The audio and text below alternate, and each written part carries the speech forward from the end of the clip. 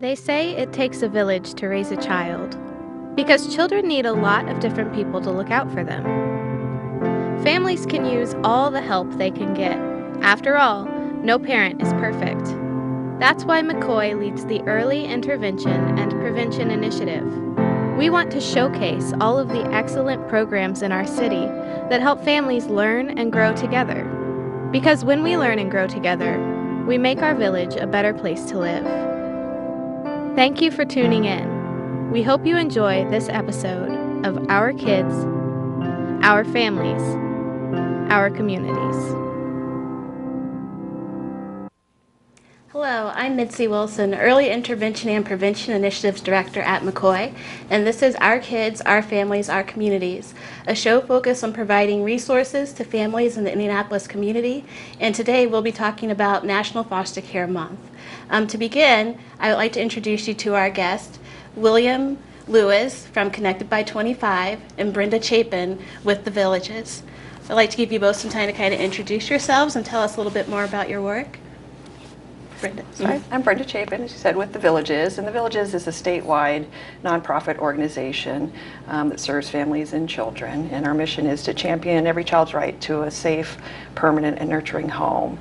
So we provide an array of services through prevention, intervention, treatment, and then aftercare supportive services to families and children. Thank you. And I'm William Lewis. I'm from Indiana Connected by 25. I'm the Director of Youth Engagement and Community Resources at Connected by 25. We're an organization, a nonprofit. We also service the entire state of Indiana. We're dedicated to supporting those foster youth who transition out of care into adulthood. We seek to provide some financial stability, some social support services, also make sure that our foster youth are housed and connected to a support system by the age of 25. Thank you. And both are, experts here today to kind of share with us information just about foster care. We've all probably have heard a little bit of about foster care here and there, but maybe you can describe for us just kind of a little bit more about the need for foster care in Indianapolis. Sure. Well, currently in the state of Indiana, there are over 6,000 children in the foster care system. And The Villages itself has over 200 kids in their care right now. Our organization trains and licenses foster homes. So we work closely with the Department of Child Services to provide the safe and nurturing homes for those kids. Sure. And our organization is focused on the transition from our youth to our foster youth out of care into adulthood. So we service as early as 14 and up to 23. So we work with a lot of the older youth population. You'll hear the term in foster care now is older youth services or OIS services, and that's where we primarily come in at. And we also see a big need for foster parents who want to become parents of those older youth. We know those. We all want foster parents for our younger population, but those older youth as well. We struggle with finding homes for them as well, and successful permanent relationship as they transition into adulthood. And you kind of spoke to kind of a little bit of the variation of the types of youth in foster care. You kind of speak a little bit more just maybe about the demographics or the youth that we would find in foster care. Well, as William's saying, certainly the older youth, there's always a need to find foster homes for that population. But also we're finding for younger and younger children, 0 to 5. Child care is, and daycare expenses are a big issue right now. So basically we're looking for all types of families, for all types of children, ages 0 to 18 and on. And kind of what are some of the circumstances that a child might end up in foster care? So most kids in foster care are there through the Department of Child Services. They're involved because of a substantiation of abuse or neglect within the family. So it's been determined that the child would be safer in an alternative care situation for the time being. And then supportive services are provided to the family in order for the child to be reunified, hopefully, in the future. And you both have kind of talked about the need. So if we have kind of viewers listening today, what is the process that one would go through to become a foster parent? Okay, you would start, like if you were to come to the Villages, which we would love people to do, they would start by coming to an information night or one of our pre-service trainings. They're required to go through 20 hours of training, and then there's some paperwork involved in a home study process, so we would have them do background checks and things like that. A social worker would go out and visit their home to make sure it's safe and develop a relationship with the family there, and then once they went through that process, they could become licensed and then start accepting children into their care. And are there certain characteristics that you find amongst your foster parents or your foster families? You know, we have all different types. We have two-parent households, single-family households, older parents who have a lot of experience, younger parents who have never parented before. So really we're looking for a variety, a diversity of family structures. Thank you. And a lot of times with foster care, you know, some of us kind of end up on the outside looking in or might not understand that much about the system or about the youth that are in foster care. Maybe what are some of the myths or kind of misunderstandings or misconceptions that you experience or hear in your work? There are a lot. You know, we're dealing with children who've experienced trauma, and so I think it's difficult sometimes to get beyond the behavior, if that makes sense, and really developing an understanding of why children are reacting the way they're reacting in certain situations. And so the more education and support we can provide in that area, for not just foster families, but for the general public, can be very beneficial in all settings. So schools, other agencies and other supportive services. Yeah. I think, Brenda, you touched on a very important topic, is that none of our youth asked to be put in foster care. So there is this substantiation of trauma-informed care, and we're looking at research and best practices in terms of how to engage the youth. My direct title is Director of Youth Engagement, so I work a lot with our youth to see how we can better connect them to the adults that they work with, foster parents, their caseworkers, anyone who is supportive in their lives, and so that they can, you know, really build themselves up and really decide the direction they want to take their lives, because we often see that our foster youth have to grow up a lot faster than the normal population. There's a lot of abuse and neglect involved, and sometimes that leads to a lot of confusion and some behavior issues, as Brenda touched on. But really, there needs to be a public understanding of what the issues that our foster youth face and what that looks like in terms of how that affects a person's developmentally. So it's a very important context to have this trauma-informed care and have the public understanding of foster youth. Mm-hmm. These are children that need to be parented differently, and so some traditional interventions or things like timeout or things might not work with these kids. So again, just learning about why that is and what we can do to better support them. And for families that may be listening and maybe might not be in a position to be a foster parent, what are some things that they can do to still be supportive of a foster youth? Sure. So our organization, we have a lot of opportunities for volunteer work. We have a few programs that we run and oversee. We administer the Education and Training Voucher Program from the state, which provides funds for youth that go off to college. We've had a lot of volunteers who like to make move-in kits or dorm kits for our foster youth, which is really important because the youth are surrounded by those parents on the first day of school when they move in, and they don't have that support or have that help when they first move in that door. And they're also surrounded by that with their peers. So it's often intimidating and isolating the youth who kind of are moving in. So we have a lot of volunteer opportunities for move-in kits. We also oversee Indiana Youth Advisory Board contract from the state of Indiana. And there's a lot of opportunities for professional development, so we rely a lot on volunteers to come in to our youth board meetings, speak with our youth directly about different career options, and any way that they can kind of promote themselves and advocate for themselves in terms of leadership, case management, case planning.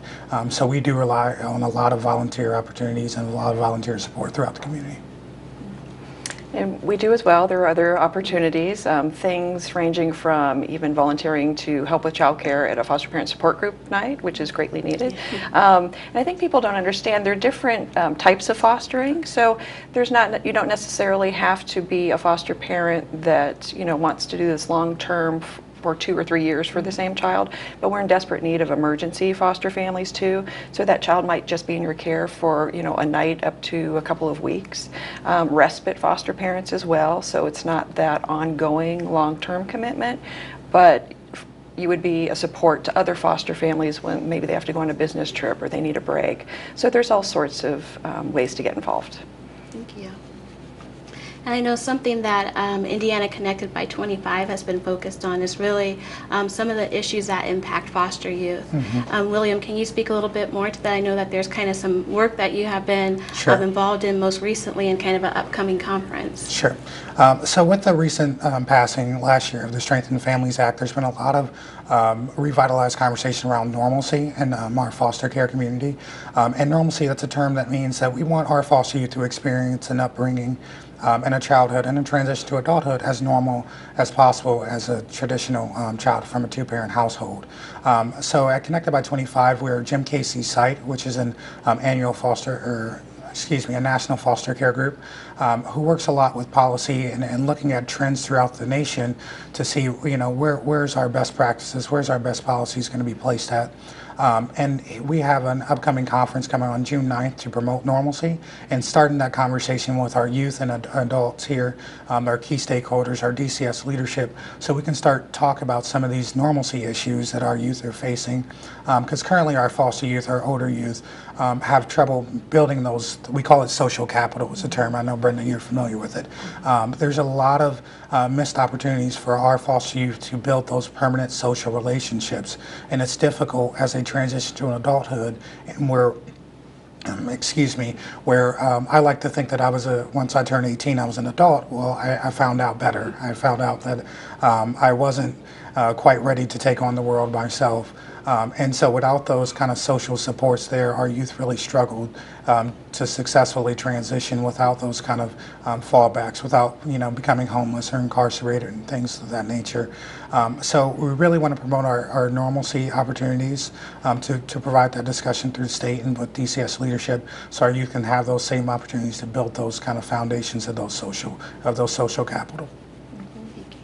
And to piggyback on that, just the experiences William was talking about, not only to build that social capital, but also, especially in early childhood, just having those experiences can benefit brain development, can benefit longer-term positive educational outcomes, things we don't think about, or things we take for granted, I should say. So going to the zoo or even going to the park to play, those types of experiences are just essential, especially for our youth in foster care.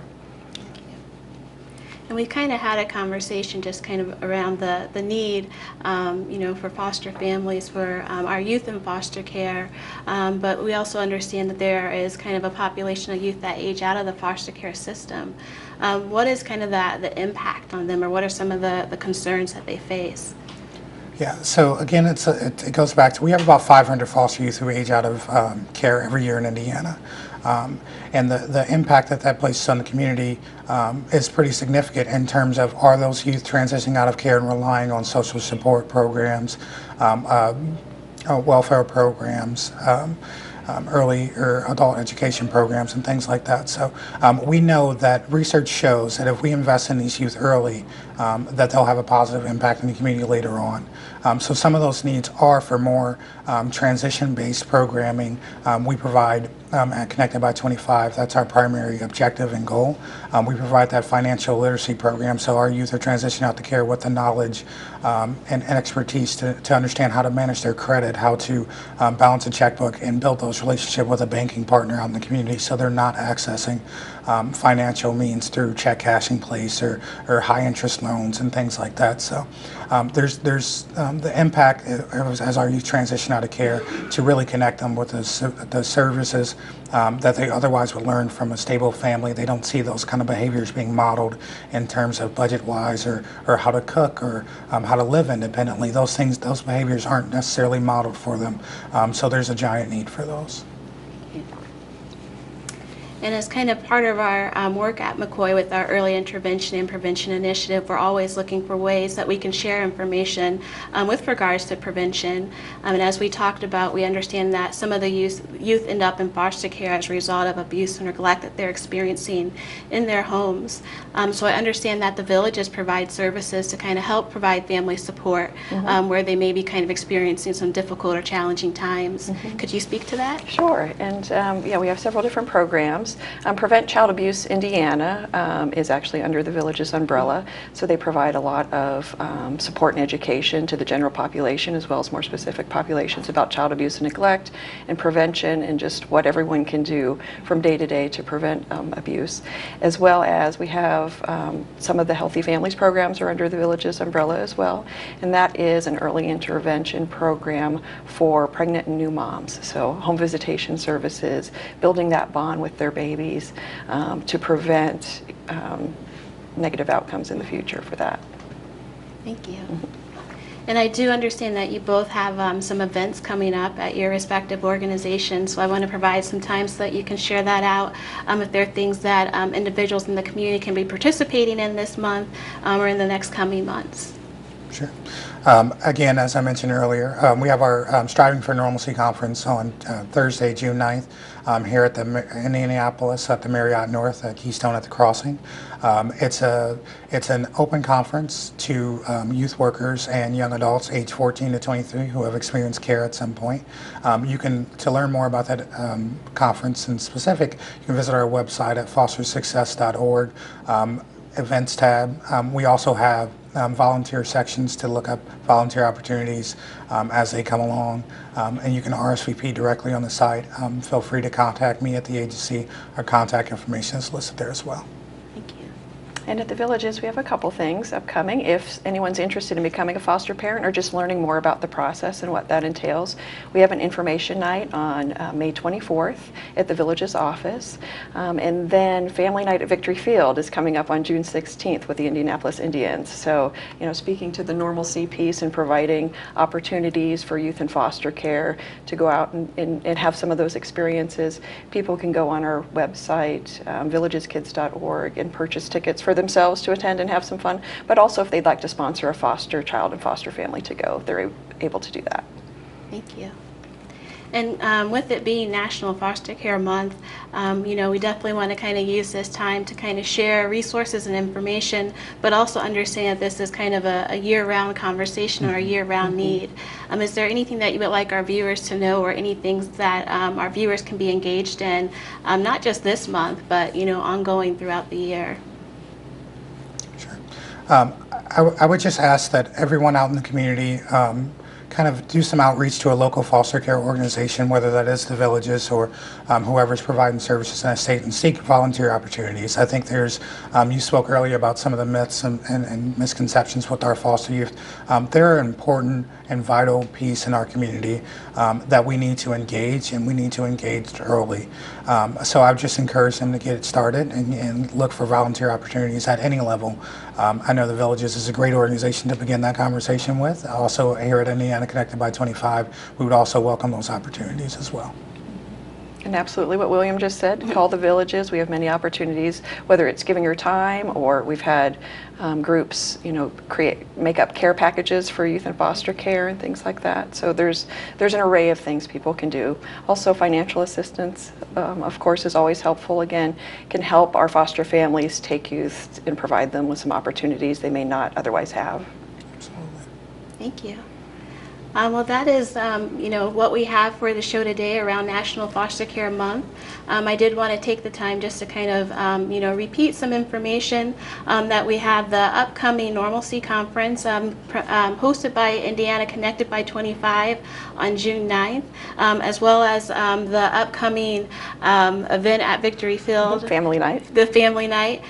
You can find information about that if you want to go to fostersuccess.org, as well as the villages.org, thevillageskids.org, and you can also visit the Marion County Commission on Youth website for same details and information, as well as our Facebook page.